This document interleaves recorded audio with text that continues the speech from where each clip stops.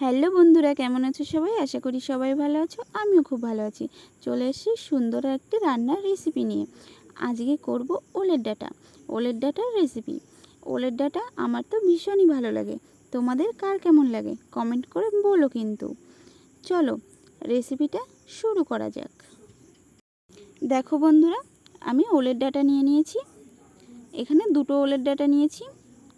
এখন ওলের ডাঁটাগুলো কেটে নেব। দেখো ছোট ছোট করে সুন্দর করে কেটে ভালো করে ধুয়ে পরিষ্কার করে নিয়েছি। এদিকে আমি জল বসিয়ে দিয়েছি, একটু সিদ্ধ করে নেব। জলের ভিতর ওলের ডাঁটাগুলো দিয়ে দেব, আর দিয়ে দেব অল্প একটু আলু।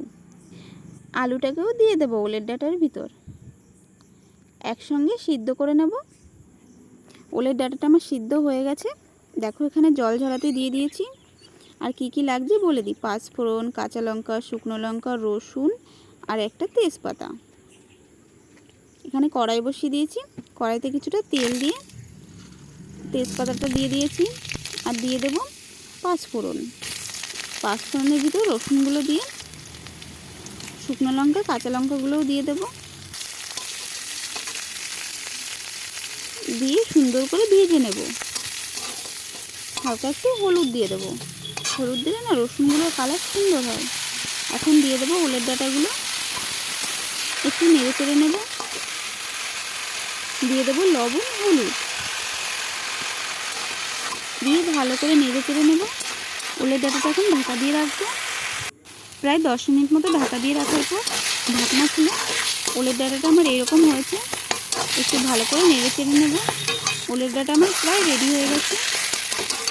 এখন দিয়ে দেবো হালকা একটু গরম মশলা গুঁড়ি, দিয়ে একটু নেড়ে চেড়ে ওলের ডাঁটার রেসিপি আমার একদম রেডি। এখন নামিয়ে নেব। দেখো বন্ধুরা, ওলের ডাঁটাটা নামিয়ে নিয়েছি। খেতে কিন্তু দারুণ টেস্টি হয়েছে। তোমরাও আমার মতো এইভাবে এই রেসিপিটা ট্রাই করতে পারো, ওলের ডাঁটার রেসিপি। আর আমার ভিডিওটা ভালো লেগে থাকলে like, comment, share and subscribe করে দিও। দেখা হচ্ছে অন্য কোনো সুন্দর একটি ভিডিওয়। বাই।